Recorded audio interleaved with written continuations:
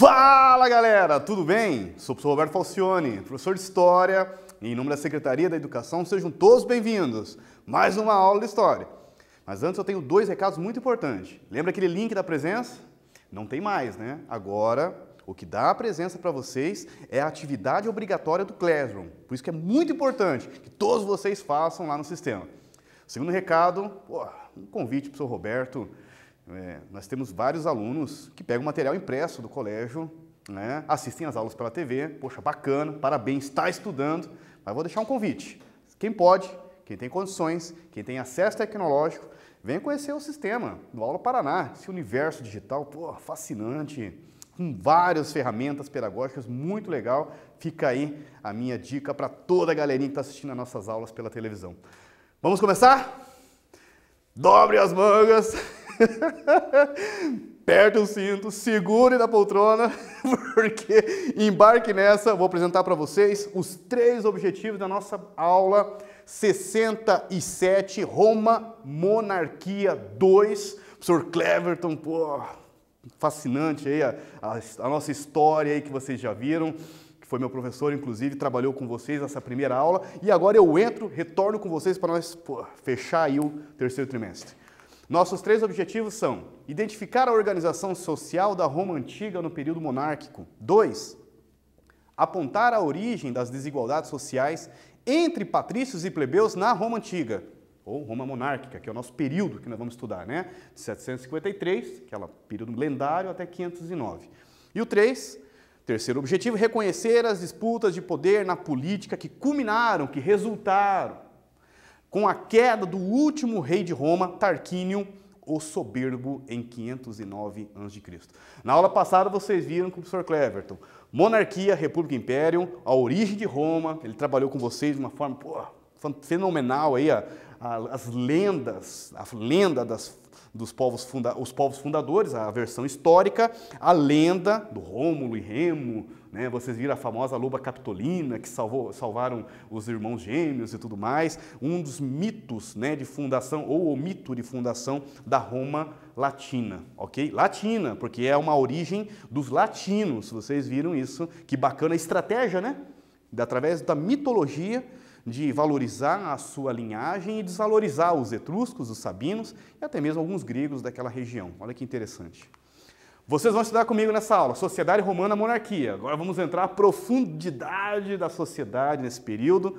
Poder monárquico romano, queda de Tarquínio, vamos, inclusive, uma outra lenda latina, ou melhor, uma lenda patrícia sobre a queda de Tarquínio, o motivo da queda e a construção da república, que é nosso tema da próxima aula. Sempre começamos a nossa aula fazendo uma problematização. Galera, junto comigo aqui, o Neto dos estúdios, fazendo agora aquele foco comigo aqui no slide. Você saberia dizer do que se trata essa imagem? Professor, uma rua? Observe mais detalhadamente. Parece um castelo, professor? Tem algumas construções assim modificadas, professor?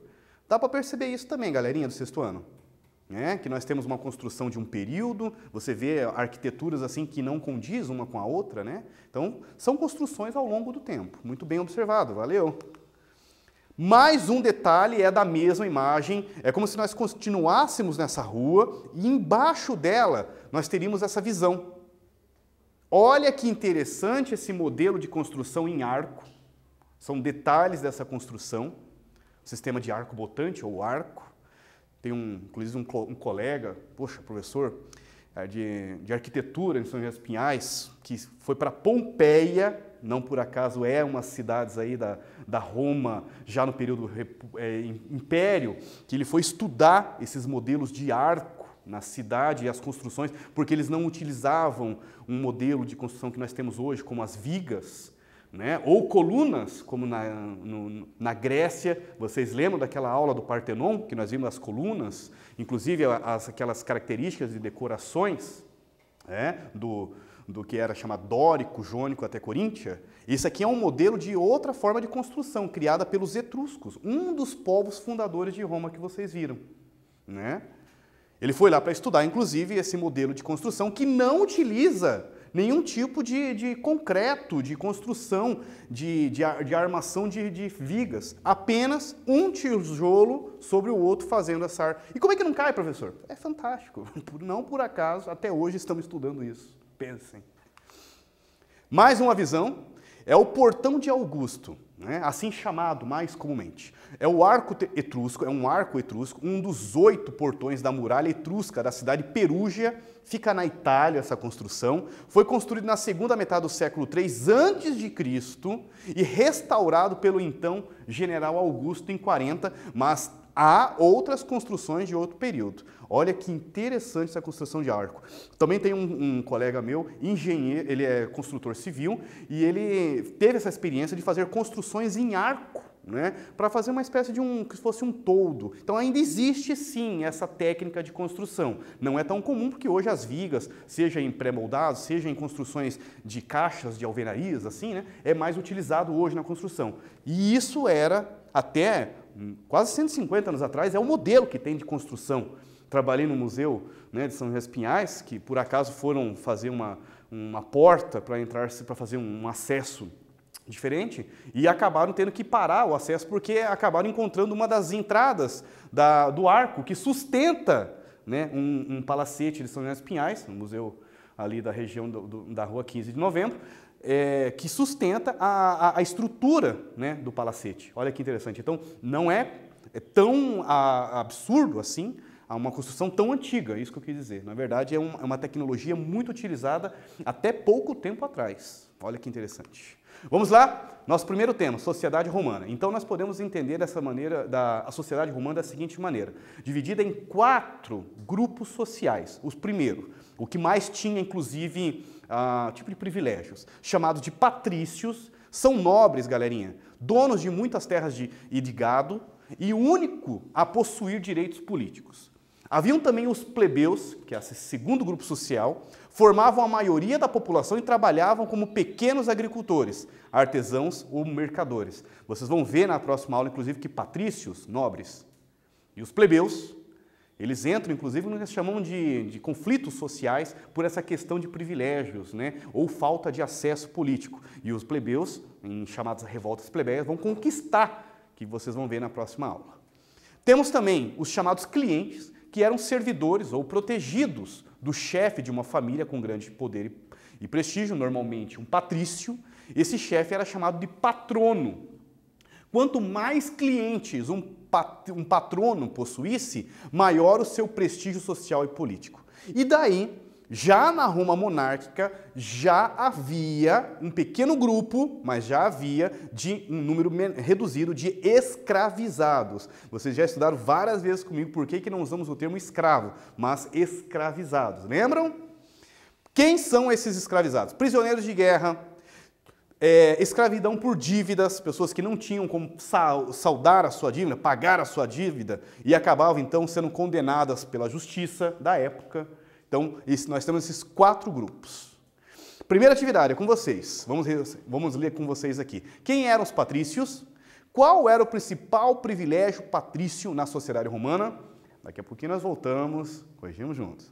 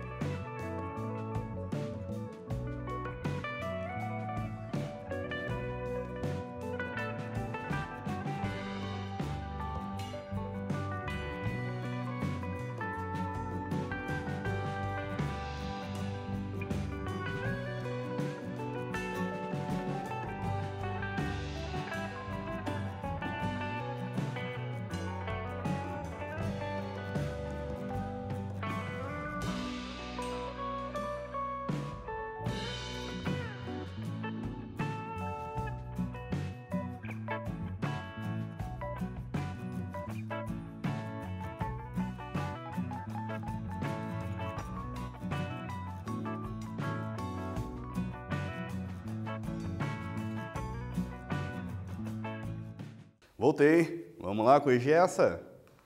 Os patrícios eram nobres romanos, donos de muitas terras e de gado. Um dos principais privilégios dos patrícios eram por ser os únicos a possuir direitos políticos. E eles se utilizam, inclusive, da propriedade e de uma linhagem latina para justificar esse tipo de privilégio.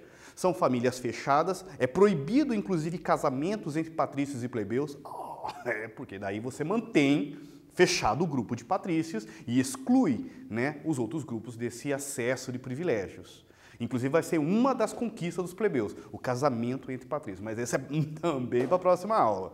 Vamos lá, sociedade romana. Os arqueólogos encontraram vestígios de cabana dos primeiros moradores de Roma com forte influência dos etruscos. Olha, novamente aqui, olha que bacana fazer esse link do início da aula, quando eu trouxe aquela construção, né, uma construção de arco. Vocês vão ter essa aula comigo também sobre as engenharias e tecnologias da Roma, dos romanos, e eu vou trazer mais assuntos sobre as estradas, sobre as construções, e inclusive um destaque aí dos aquedutos, muito bacana.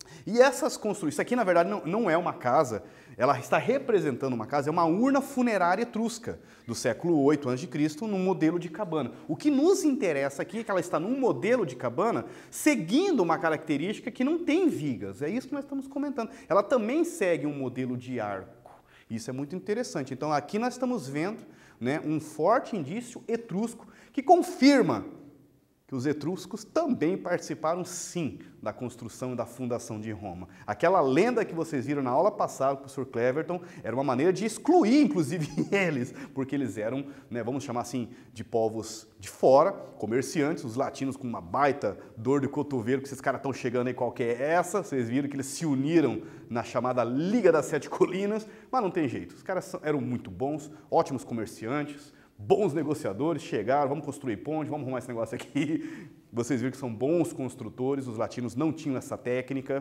bons construtores, ótimos, né? Que até hoje nós temos essa herança.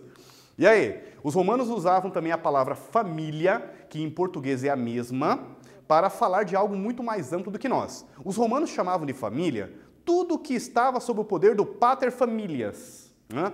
Não por acaso, como diria a minha técnica, um abração para a professora Camila, deixa em latino que vai ficar né, dando significado aqui.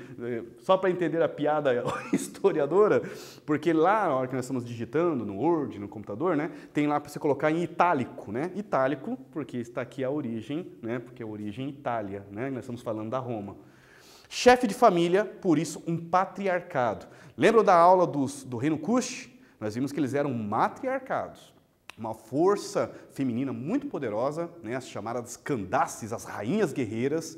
Eu dei um exemplo, então, de uma sociedade matriarcal, com tantas outras que existem também, que é possível nós estudarmos.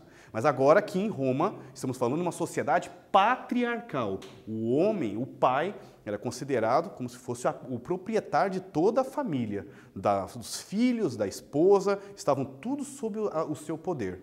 Aqui é uma lápide de uma família romana sem data do Museu do Vaticano, galera. Copie seu caderno e responda, galerinha. Como era dividida a sociedade romana no período monárquico? Daqui a pouquinho nós voltamos, corrigimos junto.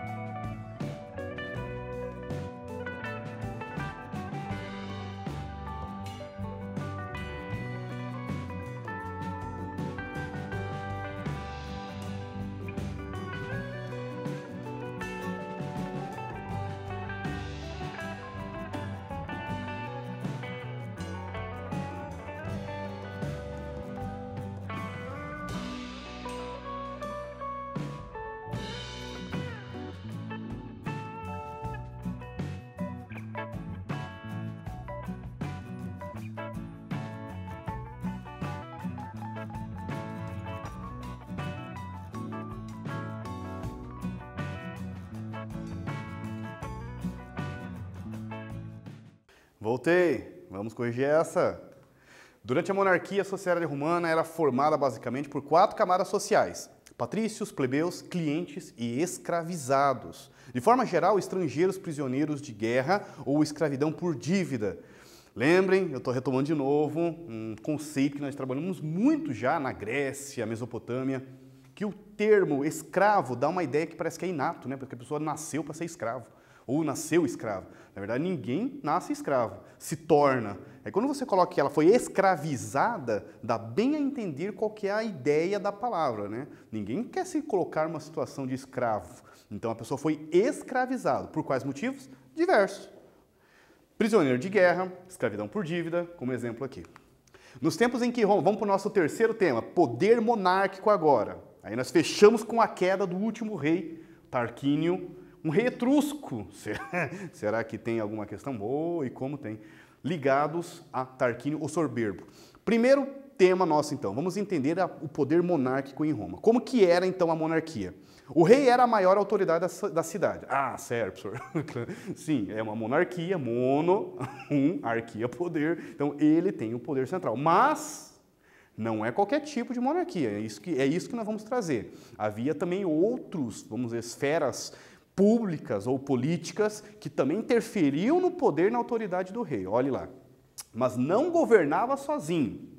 Além dele, havia o Senado, já havia o Senado, durante o período da Roma monarquia, formado por chefes das principais famílias patrícias. Lembre que os plebeus não participam da política nesse período. E uma assembleia, composta por soldados com até 45 anos. Então nós temos 2 setores muito poderosos que influenciavam diretamente na política. Pensem na guerra, né? Política, né? Uma guerra política, uma disputa de poder entre rei, assembleia e senado dos patrícios. Na Roma Antiga, o cargo de rei não passava de pai para filho. Não, professor. Ora, como que funcionava? Quando um rei morria, o senado escolhia quem iria sucedê-lo. E a assembleia se manifestava contra a escolha ou a favor dele. Olha que interessante, até a escolha da sucessão do rei tinha interferência do Senado e dos patrícios. Portanto, o rei tinha seu poder limitado pelo Senado e pela Assembleia. E é isso que nós discutimos agora aqui. Vimos no Egito um poder teocrático do faraó, né, com uma autoridade máxima do reino Cuxi, um poder governamental monárquico também muito poderoso. Vimos na Mesopotâmia também os reis, né, com uma característica patriarcal, um poder também focado nele, com uma autoridade máxima. Vimos nas civilizações Inca, né, as civilizações Mesoamérica, nós pegamos, ou pré-colombianas, né, nós vimos ali a civilização Inca e o poder do Sapa Inca. Agora, aqui na Roma monarquia, nós vemos um poder limitado do rei. É isso que eu quero entender. Então, quando se fala em rei, um poder monárquico, não quer dizer que é todos iguais. É isso que o Roberto vem contribuir com vocês nessa análise. Não é todos iguais. O rei não é todo igual. Os poderes dos reis podem ser diferentes. E isto vocês vão ver, inclusive, mais para frente, quando vocês estudarem no 7º ano, 8º ano, que existem governos monárquicos que nós chamamos de parlamentaristas, que é uma bem famosa, inclusive, da Inglaterra. Vai ser muito interessante quando vocês estudarem isso também. Fechamos? Fechamos a terceira atividade. Como era o poder do rei na época da Roma monárquica? Pô, que bacana essa pergunta. Capricha aí, galerinha. Daqui a pouquinho nós voltamos.